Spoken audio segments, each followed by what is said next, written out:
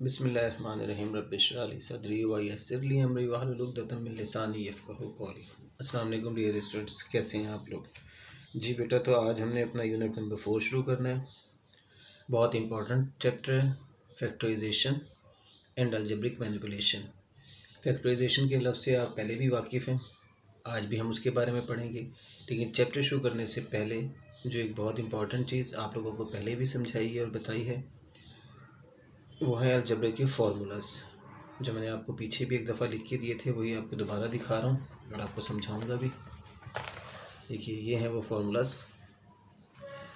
बेटा, अगर आप अलजेब्रा अच्छा करना चाहते हैं, जिससे कि बहुत से बच्चे परेशान होते हैं, मुझे मालूम है कि स्टूडेंट्स को अलजेब्रे से बहुत ज़्यादा प्रॉब्लम है। 90% स्टूडेंट को अलजेब्रे में प्रॉब्लम होती है। उसकी मेजर रीज़न होते हैं ये फार्मूलाज जो हमें नहीं आते, और अगर याद भी किए हुए होते हैं तो उनकी सेंस नहीं हमें होती है बिल्कुल भी। हमने इसको याद भी करना है और रटना है, याद नहीं करना है। तोते की तरह रटा होना चाहिए और सेंस के साथ, जैसे मैं आपको समझा रहा हूँ उस तरह से अगर आप इस बात को पिक कर लेते हैं तो ये आपके लिए बहुत ही फ़ायदे वाली बात है। क्योंकि ये फार्मूला सिर्फ अलजेब्रे में नहीं, पूरी मैथ में यूज़ होने, कहीं ना कहीं किसी ना किसी क्वेश्चन में किसी ना किसी जगह पे फार्मूलाज बीच में अप्लाई होते रहते हैं। नॉर्मली ये पहले 3 फार्मूलाज बहुत ज़्यादा अप्लाई होते हैं, ठीक है, और सिंपल सी चीज़ है बिल्कुल। और हम इसकी वजह से क्वेश्चन गलत कर देते हैं या हम क्वेश्चन समझ नहीं पाते हैं। तो इस लेक्चर को आप लाजमी पूरा देखिएगा। मैंने आपको पहले ही कहा था कि जो आपका इंट्रो होता है वो बहुत इंपॉर्टेंट होता है, जो हमारे चैप्टर की जान होता है। क्वेश्चन आप लोगों की पहली प्रेफरेंस, मुझे पता है, क्वेश्चन ही होते हैं कि हम ये एक्सरसाइज के क्वेश्चन कर लें किसी तरह से और जान छूट जाए। तो बेटा, इस चीज़ को ना देखा करें, जान ना छोड़ें, बल्कि चीज़ को सीख लें। क्योंकि सीखेंगे तो उसको देर पा उसका असर होता है और देर पा फ़ायदा होता है। वो चीज़ आपको हमेशा याद रहेगी। अगर आप सिर्फ क्वेश्चंस करने के ऊपर जोर देंगे, सिर्फ अपना सिलेबस ख़त्म करने के ऊपर जोर देंगे, तो उसका फ़ायदा नहीं होता, अल्टीमेटली फ़ायदा नहीं होता कोई। तो इसलिए इस लेक्चर को अच्छी तरह से सुने, समझें और इस पर अमल भी कीजिए, ठीक है। आ जाते हैं हम पहले फार्मूले की तरफ। देखिए, आपके पास कोई भी शेप जब आती है इस तरह की कि आपको एक ब्रैकेट के अंदर 2 वैल्यूज़ नज़र आ रही हैं और बाहर होल का स्क्वायर है दिया हुआ, तो इट्स मीन ये a प्लस बी या a minus B whole square का फार्मूला ही है। और इसे ओपन करने का बिल्कुल आसान सा तरीका होता है। इसको अपने याद भी ऐसे ही करना है जैसे मैं आपको बता रहा हूँ। फर्स्ट वैल्यू का स्क्वायर, फिर दूसरी वैल्यू का स्क्वायर, फिर 2 के साथ, ये बोला जो 2 इसके साथ इन दोनों का प्रोडक्ट है। हम इसको ऐसे ही लर्न करते हैं normally, A square plus B square plus 2ab। ये ज़्यादा आसान तरीका है। उसका फ़ायदा ये होता है कि आपके पास ना ये एक सीक्वेंस बेशक ना बने, लेकिन एक तरतीब बन जाती है याद करने की। वैसे आपकी एक्चुअल तरतीब ही होती है ए स्क्वायर वाली, फिर ए वाली, फिर बगैर ए की, ठीक है। तो ये A square plus B square plus 2ab ये आपका नॉर्मल फार्मूला आ जाता है। जब माइनस वाला करते हैं तो A square plus B square minus 2ab आ जाता है, ठीक है। सिर्फ और सिर्फ प्लस माइनस का फ़र्क है दोनों के अंदर, शेप यही है। अब होता क्या है, ये फार्मूला तो आप याद कर लेते हैं, लेकिन इससे हटकर जो चीज़ आती है तो आपको पता ही नहीं चलता। हटकर मीन कि ए और बी की जगह हमेशा ए और बी नहीं आना, कुछ भी आ सकता है। जैसे कि ये आ जाता है 2x plus 3y whole square. अब आपने कंसिडर क्या करना है, देखें ए की जगह पे 2x आया हुआ है, तो इट्स का मतलब क्या है कि ये ए है आपका। अब अक्सर बच्चे इसको क्या लिख देते हैं, ए स्क्वायर की जगह लिखेंगे 2x स्क्वायर। बेटा, ये 2x स्क्वायर नहीं होता, बल्कि 2x का होल स्क्वायर होता है, क्योंकि ए पूरा ये है। जब आपसे ऊपर कहा गया कि ए का स्क्वायर यानी कि फर्स्ट वैल्यू का स्क्वायर, तो फर्स्ट वैल्यू को आपने जहन में रखना है कि पहली वैल्यू ये है, इसका स्क्वायर, तो ये है इसका स्क्वायर। दूसरी वैल्यू का स्क्वायर यानी इसका स्क्वायर, प्लस 2 के साथ इन दोनों का product, 2 into 2x into 3y। ये एक सिंपल सी सेंस है जिसे आपने याद रखना है। अब यहाँ पे ए की जगह जो भी आ जाएगा वो आप लिख सकते हैं फिर, क्योंकि नॉर्मली ऐसी होती चीज़ें। 2x है, x ओवर 2 हो जाएगा, ज़्यादा x 1 ओवर x हो जाएगा, 1 ओवर y हो जाएगा, x ओवर y हो जाएगा। इस तरह की शेप होती है। तो क्या मतलब है कि आपने इस वैल्यू का स्क्वायर लेना है। इस वैल्यू का मतलब ये होता है कि पूरी वैल्यू का होल स्क्वायर लिखेंगे तो ही उसका सही एक्चुअल मतलब वाज़ेह होता है कि 2 का स्क्वायर 4 और x का स्क्वायर x की 2। क्योंकि ये बात भी आपको पता है, जब ब्रैकेट के अंदर जो वैल्यू ब्रैकेट के बाहर स्क्वायर हो तो अंदर वाली जितनी भी वैल्यूज़ होती हैं उन सब का हमने स्क्वायर लेना होता है। तो वो सारा चल रहा है उस तरह से। तो ये इसकी शेप है एक्चुअल, जैसे हमने याद रखना है। सिर्फ फार्मूले को रट लेने का मतलब ये नहीं कि वो आपको बगैर सोचे समझे रटा हुआ, उसको समझ के रटेंगे तो आपको समझ में आएगा क्वेश्चन भी, और उसे याद करना भी आपके लिए आसान हो जाएगा, ठीक है। फिर आपके तीसरा फॉर्मूला हो जाता है, बहुत ज़्यादा इसका भी इस्तेमाल है, A square minus B square is equal to A plus B into A minus B. ये कैसे देखें, जब दो वैल्यूज स्क्वायर के अंदर है, बीच में उनके माइनस है, तो इसका आंसर क्या आता है, दोनों वैल्यूज़ को एक दफ़ा प्लस में एक दफ़ा माइनस में लिख देना। सिंपल सी सेंस है, ठीक है, कोई मुश्किल नहीं। और ये फॉर्मूला नॉर्मली ऐसे भी आता है। देखें जब इक्वल है ना तो इसका मतलब है ये इसके इक्वल तो ये इसके इक्वल, ओपन करेंगे तो ये शेप है और इस शेप को अगर क्लोज करेंगे तो ये आंसर है। तो आपके पास ये दोनों कंडीशंस काफ़ी ज़्यादा आती हैं, कभी ये से ये हमने करना होता है, कभी इससे हमने ये आंसर निकालना होता है। इसलिए हमें दोनों चीज़ों को याद रखना है। जब हम इससे ये आंसर निकालते हैं तो इसकी सेंस क्या होती है, देखिए आपको नज़र आ रहा है दोनों वैल्यूज जब सेम हो, इधर भी, ठीक है, ये शेप दिखी हुई आएगी आपके पास, ठीक है। तो आप में क्या है कि दोनों वैल्यूज अगर सेम है, एक के बीच में प्लस एक के बीच में माइनस, उसका मतलब क्या है, दोनों वैल्यूज का स्केयर, बीच में माइनस का निशान, सिंपल सी बात है। जैसे आपके पास ऐसे ही हो सकता है, जैसे 2x minus 3y and 2x plus 3y। अब देखें यहाँ पे आपको नजर आएगा दोनों सेम है, ये दोनों सेम है, तो इसका मतलब क्या हो गया, इसका भी स्क्वायर और इसका भी स्क्वायर, बीच में माइनस का निशान। स्क्वायर से मुराद क्या है, ये 2x का होल स्क्वायर बनेगा, 2x का होल स्क्वायर 4x की 2, 3y का होल स्क्वायर यानी 9y की 2, तो 4x की 2 माइनस 9y की 2, ये आपका आंसर आ जाएगा। टोटल ये में अब जगह नहीं है इसलिए मैं इसको यूँ लिख के दिखा रहा हूँ, 4x की 2 माइनस 9y की 2। तो मतलब क्या हुआ, 2x का होल स्क्वायर, चलिए मैं देखता हूँ यहाँ पे, देखो ये 2x का होल स्क्वायर माइनस 3y का होल स्क्वायर, क्योंकि पहली वैल्यू ये है, दूसरी वैल्यू ये है, पहली ये दूसरी ये, तो पहली वैल्यू मीन 2x। इसी चीज़ को आपने कॉन्सेंट्रेट करना है। आप इसमें यही गलतियाँ करते हैं कि आप 2 को वैसे लिख देंगे, x का स्क्वायर डाल देंगे, या 2 का स्क्वायर लिख देंगे, x को वैसे लिख देंगे, तो ऐसा नहीं करना है आपको, ठीक है, इसका आपने ख्याल रखना है। आगे चौथा इसका फॉर्मूला है a plus B whole cube. Same इस तरह से जैसे हमने स्क्वायर वाला किया वैसे ही देखिए, क्यूब क्यूब और ये 3ab, जैसे यहाँ स्क्वायर स्क्वायर और 2ab था, यहाँ पे a cube plus B cube plus 3ab, यहाँ तक तो वही चीज़ बन जाती है याद करने के लिए। आगे a into B, A plus B दोबारा आ जाता है इंटू करके, ये वाले, ठीक है, रिपीट होता है। अब यहाँ भी वही वाली बात है, जो ए और बी होंगे हमने वो यहाँ लिखना है सारी जगहों पे, बस इतनी सी बात हमने कॉन्सेंट्रेट करनी है। अब इसके दो फॉर्मूले बनते हैं, इसको अगर हम ओपन करें तो 3ab को ऐसे मल्टीप्लाई करेंगे, a की 2b और ये ab की 2 आ जाएगा, ठीक है। माइनस वाला भी सेम आएगा ऐसे ही जैसे ये वाला है, ठीक है, लेकिन यहाँ पे फ़र्क ये कि सारे माइनस में आएंगे, क्योंकि स्क्वायर का तो माइनस प्लस हो जाता है ना, इसलिए प्लस में आ रहा है। क्यूब का माइनस तो माइनस में ही आंसर आएगा ना, यानी a cube minus B cube. अब बी क्यूब जो है माइनस बी की होल क्यूब है, तो उसका आंसर माइनस में रहेगा। अगर स्केयर होता तो माइनस का जो स्केयर होता है आपको पता है वो प्लस में आ जाता है, इसलिए वहाँ पे ये प्लस में है। यहाँ ये माइनस में आ गया, A cube minus B cube minus 3ab, ये वही शेप आ गई। आगे इंटू ए माइनस बी किया, अब इसको ओपन किया तो माइनस 3 ए की 2b और प्लस माइनस माइनस प्लस हो गया 3a b की 2 आ जाएगा। तो ये इसका आंसर आ गया। हमें ये फॉर्मूलाज याद करने, ये खुद ब खुद बन जाएंगे फिर, ठीक है। उसके बाद में 6 और 7, ए क्यूब प्लस बी क्यूब। देखिए अब दोनों में फ़र्क, ये और ये दोनों अलग अलग चीज़ें, ठीक है। इसको हमने कैसे ओपन करना है, इसका तरीका ये कि अपने इन दोनों को वैसे लिख दिया a प्लस बी, इसको याद भी ऐसे करना है, हमने तोड़ के याद करना है, यानी कि ये चीज़ वैसी आ जाएगी बगैर पावर के। उसके बाद में इसके साथ इंटू करके क्या आना है, इंटू का मतलब इंटू इस तरह से आना है, इसका भी स्क्वायर, इसका भी स्क्वायर और इन दोनों का प्रोडक्ट। ये है इसको याद करने का तरीका। अगर आप इस सेंस के साथ याद करेंगे आपको लर्न हो जाएगा कि आपका तरीका यही काम आपने यहाँ पे देखें माइनस में ना, यही वैल्यू दोबारा से ऐसी गई बगैर पावर की, यानी कि सिंगल पावर के साथ, पावर 1 के साथ a माइनस बी लिखा, फिर a का स्क्वायर, b का भी स्क्वायर और a b का प्रोडक्ट। अब देखें प्लस वाली में, जो प्लस वाली है इसमें a b आ रहा है माइनस में, और जो माइनस वाली है उसमें a b आ रहा है प्लस में। ये एक हम आराम से याद कर सकते हैं चीज़ को, ठीक है, कि प्लस वाले में माइनस a b आना है और माइनस वाले में प्लस a b आना है, ठीक है जी। आगे 8वां क्वेश्चन है, सॉरी 8वां फॉर्मूला है, a plus B plus C whole square. जैसे a plus B whole square था, इसी तरह से अगर 3 वैल्यूज का स्क्वायर आ गया तो इसका मतलब इन तीनों का पहले स्क्वायर लिखा हमने, फिर प्लस 2 के साथ पहली और दूसरी का प्रोडक्ट ए बी, फिर दूसरी और तीसरी का प्रोडक्ट 2 के साथ बी सी, फिर तीसरी और पहली का प्रोडक्ट यानी सी ए या ए सी, 2CA या 2AC, जो मर्जी करें। तो ये आपके बेटा 8 फार्मूलाज हैं, इनको इसी तरह से समझ के याद करें, तोते की तरह रट लें, तोते की तरह कि आपको ये कभी भी ना भूलें। तो समझिए आपका 50% अलजबरा सॉल्व हो गया। और सिर्फ अलजबरा नहीं, आपके बेशुमार क्वेश्चंस के अंदर ये फार्मूलाज अप्लाई होते हैं, खुसूसन पहले 3 फार्मूलाज आपके बार बार क्वेश्चंस में आते रहते हैं जब तक आप मैथ पढ़ते रहेंगे। सिर्फ ये 9 तक नहीं, 9, 10, फर्स्ट ईयर सेकंड ईयर जहाँ तक भी आपने पढ़ना है, आगे भी ग्रेजुएशन में भी, तो ये फार्मूलाज आपका पीछा कभी नहीं छोड़ेंगे, इसलिए इनको आप अच्छी तरह से लर्न कर लें, ठीक है। अब हम आ जाते हैं अपने चैप्टर के ऊपर। चैप्टर का नाम से फैक्टराइजेशन लिखा हुआ नज़र आ रहा है आपको। फैक्टराइजेशन में सबसे पहली जो चीज़ है वो ये है कि फैक्टराइजेशन होती क्या है। फैक्टराइजेशन का लफ्ज़ फैक्टर से निकला है। फैक्टर किसे कहते हैं, जैसे कि आप कहने कि 2 के फैक्टर क्या होंगे, 2 के फैक्टर होंगे 1 और 2, जो 2 को पूरा पूरा डिवाइड करते हैं। 6 के फैक्टर क्या होंगे? 1, 2, 3 एंड 6। 1 और 6 तो डेफिनेटली होंगे, क्योंकि 6 के फैक्टर्स में 1 और 6 वो नंबर है जो कि 6 भी 6 को डिवाइड करता है और 1 तो हर एक को डिवाइड करता है। तो हम 1 और 6 को अगर भूल जाएं तो बाकी कौन से नंबर हैं? 2 और 3। 2 और 3 क्या मतलब? जो 2 और 3 दोनों वो नंबर जो 6 को डिवाइड करते हैं, तो वो उसके फैक्टर है। ठीक है, तो ये फैक्टराइजेशन यहाँ से निकली हुई है। अब इसको हम करते कैसे हैं, इसको ही हमने समझना है। इसके लिए आपने ये एग्जाम्पल्स के ऊपर गौर करना है सिर्फ। What is factorisation?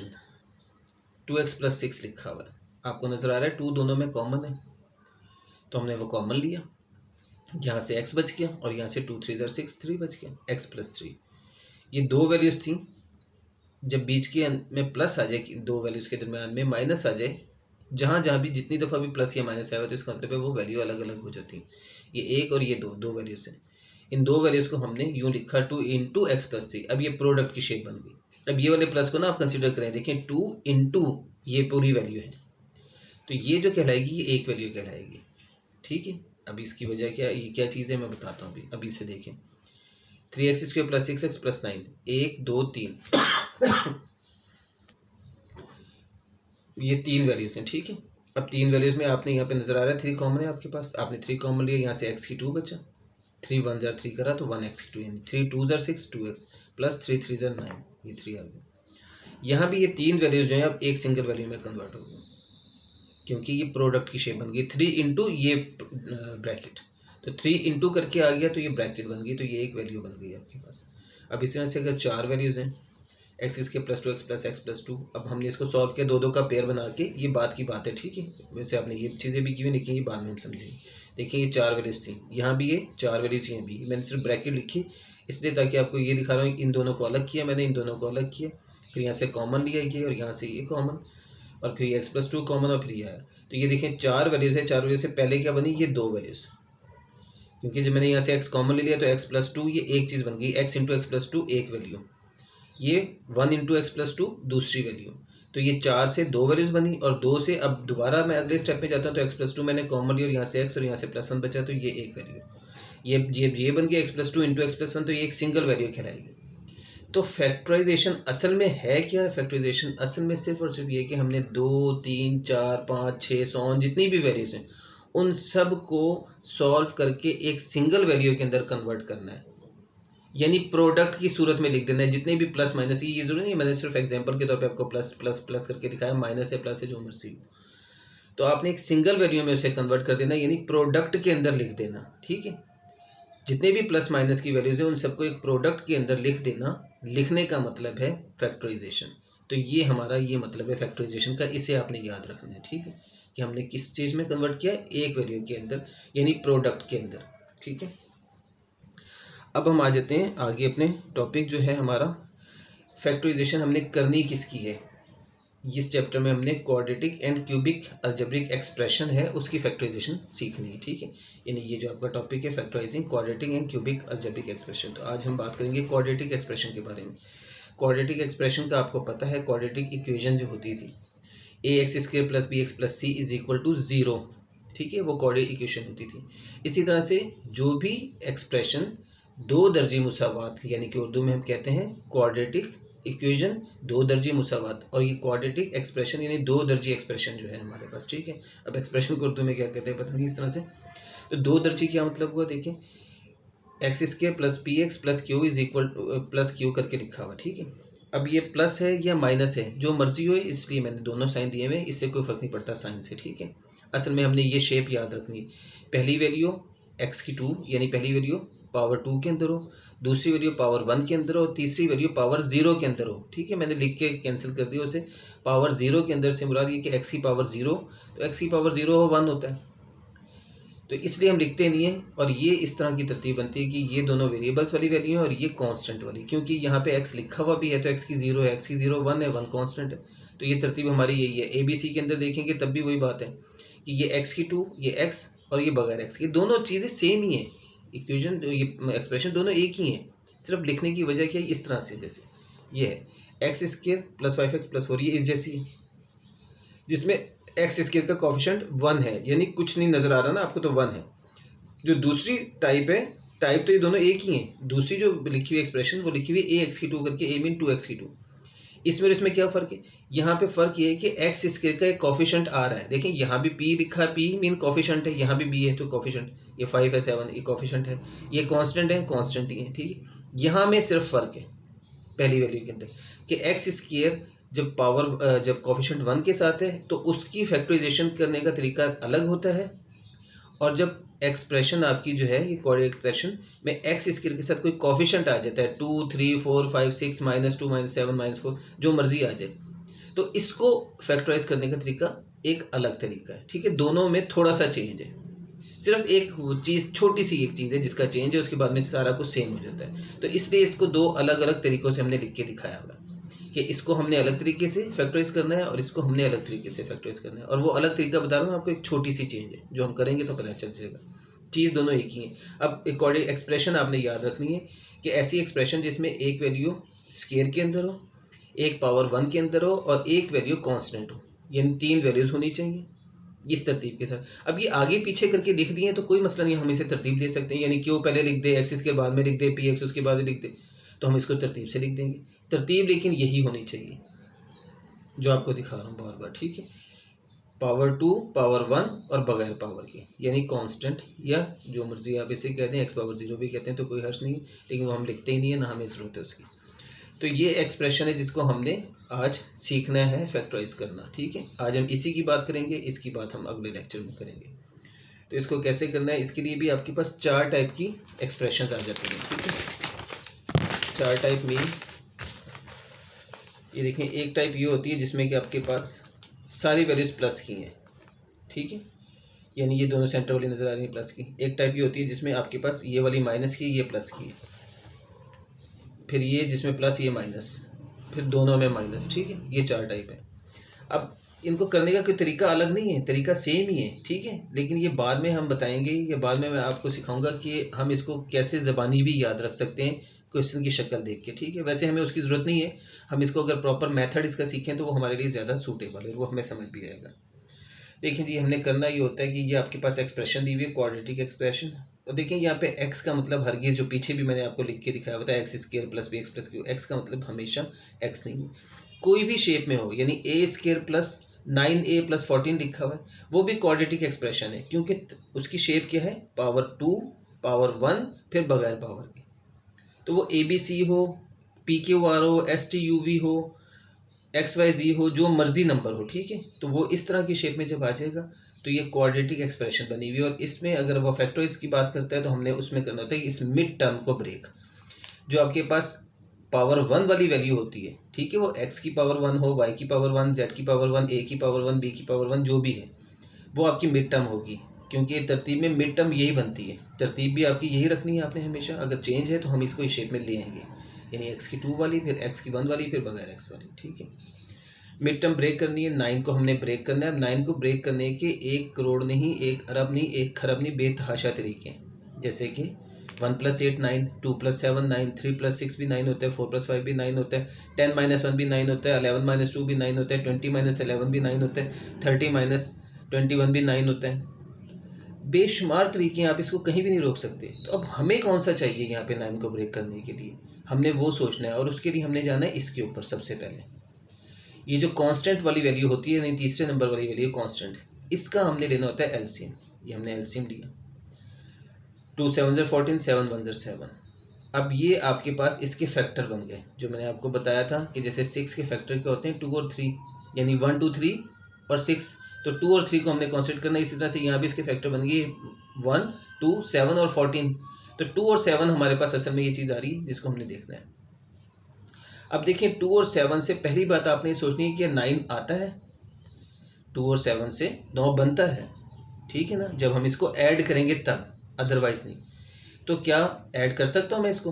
हाँ जी बिल्कुल कर सकता हूँ, क्योंकि दोनों ही प्लस में है, ये भी प्लस में, ये भी प्लस में। तो हमें 2 कंडीशन इसमें देखनी होती है कि इसको ऐड करूँ या सब्ट्रैक्ट करूँ, जो भी चीज़ आ रही है, यानी कि इन दोनों की मदद से +9 भी लेके आना है, प्लस माइनस करने से +9 आना चाहिए, और अगर इन दोनों को मैं मल्टीप्लाई करूँ तो आंसर मेरा 14 आना चाहिए। +14 साइन के साथ, इसमें आपने साइन को बहुत गौर से देखना है, बहुत ज़रूरी है साइन, उसके बगैर आपका क्वेश्चन गलत हो जाएगा। तो देखें 2 + 7 9, वो भी ठीक है, और 2 × 7 14, वो भी ठीक है, दोनों प्लस में। तो इसका मतलब है मैं इसको ब्रेक कर सकता हूँ इस तरह से 9x को। तो मैं इसे लिखूंगा x square plus 2x plus 7x, ये 9x आ गया। इसे आप 7x प्लस 2x भी लिख सकते हैं, ये मैंने पहले 7x प्लस 2x ही लिखा था, ठीक है। फिर मैंने सिर्फ वैसे ही कर दिया कि आपको ये छोटी वैल्यू इसके साथ कर दी कि तरतीब बनाने के लिए, और कुछ नहीं। और 7 2 14, आप 2 7 भी 14 बाद बच्चे गलत कर देते हैं, इसलिए वैसे कोई हर्ज नहीं है। तो खैर ये इसको यूँ लिख दिया। अब इसके बाद हमने इसको अलग अलग दो पेयर बनाने हैं। पेयर बनाने के लिए इसको ब्रैकेट्स देने की ज़रूरत नहीं है हमें, क्योंकि ब्रैकेट्स में चीज़ें गलत हो जाती हैं। आपने इसको ऐसे रखना है, बस याद ये रखें, पहले इन दोनों को आपने पेयर बना के क्या लें, इन दोनों में से आपने कॉमन लेना है कुछ, और इन दोनों में से कुछ कॉमन लेना है, जो भी निकल रहा होगा तो आपका क्वेश्चन सॉल्व हो जाएगा। ठीक है, इन दोनों में जैसे कॉमन है एक्स, एक्स मैंने बाहर लिखा ब्रैकेट के अंदर, यहाँ से एक्स स्क्वायर है तो एक्स बच जाएगा, और यहाँ से 2x है तो 2 बचेगा सिर्फ। ठीक है, ये आपने कॉमन सीखा हुआ है। यहाँ से 7x प्लस 14 है तो 7 कॉमन ले लिया, यहाँ से x बच गया, और प्लस 7 2 14, यहाँ से 2 आ गया प्लस 2। अब देखें ये 4 वैल्यूज थी, आप कहेंगे 3 से 4 बना लिया आपने तो कम करनी थी, तो बेटा 4 बनेगी तो उसके बाद में 2 बनेगी, और 2 से 1। ठीक है, अब देखें ये अब आपको नजर आ रहा है 2 वैल्यूज बन गई, इन दोनों में x प्लस 2 कॉमन है, तो x प्लस 2 कॉमन में आ गया, यहाँ से x बच गया और यहाँ से प्लस 7, ये आपकी फैक्टराइजेशन कंप्लीट हो गई, यानी सिंगल वैल्यू बन गई। अब एक इंपॉर्टेंट चीज़ जो हमने याद रखनी, ये दोनों वैल्यूज बिल्कुल सेम आनी चाहिए। अगर ये दोनों वैल्यूज सेम नहीं आनी तो इट्स मीन आप क्वेश्चन गलत कर रहे हैं। बदोबदी उसको नहीं सेम कर देना, आनी चाहिए सेम। ये सेम नहीं है तो क्वेश्चन गलत है आपका, आपकी फैक्टराइजेशन में यहाँ कोई गलती हुई हुई है आपसे। ठीक है, ये आप कॉमन लेने में कुछ गलती कर रहे हैं, इस वजह से सेम नहीं है, अदरवाइज ये सेम होनी चाहिए। ये आपकी पहली टाइप आ गई। अब आते हैं हम दूसरी टाइप पे, एक्स की 2 माइनस 11x प्लस 30। फ़ौरन 30 का एलसीएम ले लिया, ये ले लिया एलसीएम 30 का, 2 3 और 5 ये बन गया। ठीक है, अब देखिए ये 2 3 और 5 है, ये आपके पास तीन वैल्यूज हैं 2 3 और 5। यहाँ से हमने करना ही होता है कि दो पेयर बनाने, क्योंकि इसको ब्रेक करना है तो दो वैल्यूज के अंदर ब्रेक करना है। ये थोड़ी कि 3 वैल्यूज लिखेंगे 4 वैल्यूज लिखें, हमने 2 वैल्यूज में ब्रेक करना होता है इसको। जैसे ऊपर किया 2 + 7 में, इसको भी कोई सी 2 वैल्यूज में ब्रेक करना है। अब कोई सी 2 वैल्यूज में ब्रेक करना है, यहाँ पे यूँ 3 वैल्यूज लिखी हुई है, तो यहाँ हमने बनाने पेयर। कौन सा पेयर सूटेबल है वो हमें पता चल जाएगा। जैसे कि देखें 2 3 और 5 लिखा हुआ है, अगर ये 2 3 6 6 और 5 बना लूँ एक पेयर बन जाता है, या 2 5 10 और 3 बना लूँ एक और पेयर बन जाता है, या 5 6 15 और 2 बना लूँ ये भी पेयर बन जाता है। हमारा सूटेबल कौन सा था, 6 और 5। पहले आप वो देखें, मैं अगर दूसरी बात करूँ 10 और 3 बन सकता है ना, 2 5 10 10 3 30 भी होता है, 10 और 3 एक पेयर बन जाता है। 10 और 3 से 11 आ सकता है क्या, नहीं आ सकता। 10 और 3 से 7 भी आ सकता है, 10 और 3 से 13 भी आ सकता है, लेकिन 11 नहीं आ सकता। पहले हम बगैर उसके साइन के चेक करेंगे, यानी प्लस माइनस की बात नहीं कर रहे, सिर्फ और सिर्फ चेक कर रहे हैं। दूसरा पेयर अगर देखें 15 और 2 का, यानी 15 और 2, 15 और 2 से 17 भी आ सकता है और 13 भी आ सकता है, 11 नहीं आ सकता। तीसरा रह गया अब आपके पास 6 और 5 का, जो सबसे पहला पेयर ही बना था। 6 और 5 से देखें 11 भी आ सकता है और 1 भी आ सकता है। अब हमें 11 चाहिए और वो भी माइनस में 11 चाहिए, तो अब इसको हमने सोचना है कि इनके साइन क्या लिखे जाएंगे। 6 और 5 तो जहन में आ गया कि 6 और 5 हो सकता है, अभी हो सकता है, कंफर्म नहीं है। तो अब हम देखते हैं -11। अब -11 लाने के लिए, जैसे +9 के लिए हमारे पास 2 और 7 थे, 2 + 7 किया तो 9 आया था। इसी तरह से अब 6 और 5 दोनों 11 से छोटी वैल्यूज़ हैं, दोनों छोटी वैल्यूज़ हैं। यहाँ पे हमें एडिंग रूल का पता होना बहुत ज़रूरी है। हमारे पास एडिंग रूल अगर हमें नहीं आते हैं तो हम कुछ भी नहीं आता है हमें। तो बहुत छोटी सी और मामूली सी बात है, और बचपन से आप करते आ रहे हैं, लेकिन बेशुमार बच्चों को ये नहीं आती, मुझे मालूम है। वो जो मल्टीप्लाई का रूल होता है ना, plus minus minus minus minus plus, आप उसी के ऊपर लगे रहते हैं, तो उस पर नहीं लगना है। आपको एडिंग रूल पता होने चाहिए, वो मैं भी आपको दिखाता हूँ और बताता हूँ। देखिए पहली तो बात ये कि ये आपके पास है -6 और -5 बनेगा। क्यों? क्योंकि आपके पास 6 और 5 से 11 तभी बनेगा जब दोनों ऐड होंगी। अगर मैं इसे +6 + 5 कर दूंगा तो फिर +11 आएगा, +11 तो है ही नहीं, हमें तो -11 चाहिए। तो -6 और -5 होगा तो -11 आ जाएगा। और अगर आप इन दोनों को मल्टीप्लाई करें, -6 × -5, तो माइनस माइनस आपको पता है प्लस होता है, और 6 5 30, तो +30 आ जाएगा। दोनों कंडीशंस पूरी हो रही हैं, तो हमने इसे ब्रेक कर दिया इसमें -6x -5x में +30 के साथ। ये अब आपके पास शेप बन गई। अब आप यहाँ से x कॉमन लें, x -6, और यहाँ से -5 कॉमन लेंगे तो ये भी x -6 आएगा। बेटा ये ख्याल रखना है, ये वो गलती है जो कॉमन आप लोग करते हैं। जब आपने माइनस कॉमन में लिखा हुआ है ना बाहर, तो अंदर जो ब्रैकेट के अंदर वैल्यू आनी है ना, उसका साइन चेंज होना है। आपको बज़ाहिर तो ये नजर आ रहा है सिर्फ इसका साइन चेंज हुआ है, बेसिकली इसका नहीं हुआ, इसका भी हुआ है। ये माइनस था, ये प्लस हो गया। आपको लग रहा होगा ये वाला माइनस यहाँ लिखा हुआ है, ये वाला माइनस यहाँ नहीं होता है, लेकिन आप सोच नहीं चलें, आप यही समझ लें कि ये वाला माइनस ही आपने यहाँ लिख दिया। तो आपने ये वाला माइनस भी जब यहाँ लिखा है तो इसका साइन लाजमी चेंज करना है आपने। अगर यहाँ प्लस है तो यहाँ माइनस आ जाएगा, अगर यहाँ माइनस है तो यहाँ प्लस आ जाएगा। ठीक है, जब भी माइनस कॉमन लेंगे, अगर प्लस कॉमन लेंगे जैसे हमने ऊपर लिया था प्लस कॉमन 7 जब कॉमन लिया था तो कोई साइन चेंज नहीं हुआ, जैसा था वैसे ही आ गया। जब माइनस कॉमन होगा तो आपने अंदर वाली का साइन चेंज करना है। चेंज करेंगे तो एक जैसी बनेगी। अब ये x-6 कॉमन में और x-5 साथ आ गया, ये यानी यहाँ से x बच गया, यहाँ से -5, ये इसकी फैक्टराइजेशन होगी। ये दो टाइप हमने आज की है, इसको देखते हैं क्योंकि लेक्चर भी बड़ा होता जा रहा है, फिर आप लोग बोर हो जाएंगे। तो हमने यही सीखनी है आज। अब सिर्फ एक छोटी सी बात मैं आपको बता रहा हूँ, जो ये है एडिंग रूल की। देखिए एडिंग रूल में 4 चीज़ें होती हैं आपके पास जो आपने याद रखनी है। 3 और 6 दोनों साइन सेम, 3 और 6 दोनों साइन सेम, 3 और 6 दोनों साइन ऑपोजिट, 3 और 6 दोनों साइन ऑपोजिट। ये सिर्फ एक लॉजिक है जिसको आपने याद कर लेना है, और बिल्कुल आसान सी चीज़ है, आपको पता है, लेकिन आपको कभी भी इसकी शक्ल से आपको समझ नहीं आती है। जो आप गलतियां करते रहते हैं प्लस माइनस में भी, और कैलकुलेटर के सहारे के ऊपर चलते रहते हैं। तो कैलकुलेटर का सहारा यहाँ पे नहीं लेना पड़े आपको, आप अपने हाथों से करेंगे तो आप जल्दी कर लेंगे, वरना आप बैठे रहेंगे। जब दोनों साइन सेम है, दोनों साइन सेम है, वैल्यू ने ऐड होना है, 9 आंसर आना है, इधर भी 9 आंसर आना है। साइन सेम होने का मतलब ये होता है यहाँ पे जो साइन दोनों का है, जो साइन दोनों का है वही आ जाएगा। सिंपल सी लॉजिक। +3 +6 +9, -3 -6 -9। ठीक है जी, कोई इसमें कबाहत नहीं, कोई मुश्किल चीज़ नहीं है, आप आराम से याद रख सकते हैं। जब दोनों साइन ऑपोजिट, यानी प्लस माइनस माइनस प्लस जो भी है, ठीक है, जब दोनों साइन ऑपोजिट हैं तो इसका मतलब है इस वैल्यू ने सब्ट्रैक्ट होना है। 6 में से 3 चले गए, 3 आने हैं, 6 में से 3 चले गए, 3 आने हैं। ये आपने बात सिंपल सी याद रखनी है। अब साइन कौन सा लिखना है इसके साथ, जो बड़ी वैल्यू का साइन होगा वो लिखा जाएगा। इसमें बड़ी वैल्यू है 6 तो इसका साइन माइनस है, माइनस लिखेंगे। इसमें बड़ी वैल्यू है +6 यानी बड़ी प्लस है तो इसका साइन प्लस लिखेंगे। ये 4 बातें हैं सिंपल सी, जैसे मल्टीप्लाई का रूल में होते हैं, minus minus plus, plus minus minus, plus plus plus, और प्लस माइनस के साथ माइनस प्लस माइनस। वो दो चीज़ें तो एक ही जैसी हैं, प्लस माइनस और माइनस प्लस वाली। और प्लस प्लस जो है वो भी आसान है, सिर्फ हमने माइनस माइनस प्लस ही याद रखना होता है वहाँ पे। तो मल्टीप्लाई को नहीं मिक्स करना है एडिंग रूल के अंदर। जब आपने ऐड करना है तो आपका रूल ये होता है, ये माइनस माइनस प्लस नहीं होता। वैल्यू ऐड होती हैं तो इसको आप प्लस कर देते हो, क्या आप कहते हो माइनस माइनस प्लस, तो बेटा गलत है। माइनस माइनस प्लस नहीं, वैल्यू ने ऐड होना है, लेकिन साइन वही आना है जो दोनों का है। तो ये एक बात है। अब आप इसको एक बात याद रख सकते हैं, और ये एक बात करके, जब दोनों साइन सेम है तो वैल्यू ने ऐड होना है, साइन जो दिया हुआ है वही आ जाएगा। जब दोनों साइन ऑपोजिट हैं तो वैल्यू ने सब्ट्रैक्ट होना है, और साइन जो बड़ी वैल्यू का होगा वो आ जाएगा। सिंपल सी लॉजिक है जिसे हम याद करेंगे। इसी लॉजिक के तहत ये मैंने आपको बताया -6 -5 जो -11, ठीक है। और आपको यहाँ नज़र आ रहा था कि 11 से छोटी वैल्यूज़ हैं दोनों 6 और 5, जिससे 11 बनेगा। तो ज़ाहिर है जब 11 से छोटी होंगी तब ये ऐड ही होके पहुँचेगा ना वहाँ तक। 11 ऐड होने का मतलब ये जो -6 -5 हुआ, यानी कि 6 और 5 ऐड ही हुए, ठीक है। मैं इसलिए ऐड का लफ्ज़ कह रहा हूँ, ऐड ही हुए, लेकिन साइन माइनस का आया हुआ है, जो कि लॉजिक के आपको बता दिया एडिंग रूल के हिसाब से। अब अगर ऐसी कोई कंडीशन होती कि आपको वैल्यू बन रही होती 11 लाने के लिए, एक वैल्यू आ रही होती 13 और एक 2 आ रही होती, तो जाहिर सी बात है वहाँ पे हमें सब्ट्रैक्ट करने से 11 आएगा, ठीक है। यहाँ पे हमें ऐड करने से 11 पे जाना था। तो आज तक के लिए इतना ही हम करते हैं, क्योंकि लेक्चर काफ़ी लंबा हो गया। और टाइप्स आपके पास 2 इसमें बता दी मैंने, 2 रह गई हैं, वो इंशाल्लाह हम नेक्स्ट लेक्चर में करते हैं, और फिर हम एक्सरसाइज भी उसके साथ ही शुरू कर लेंगे।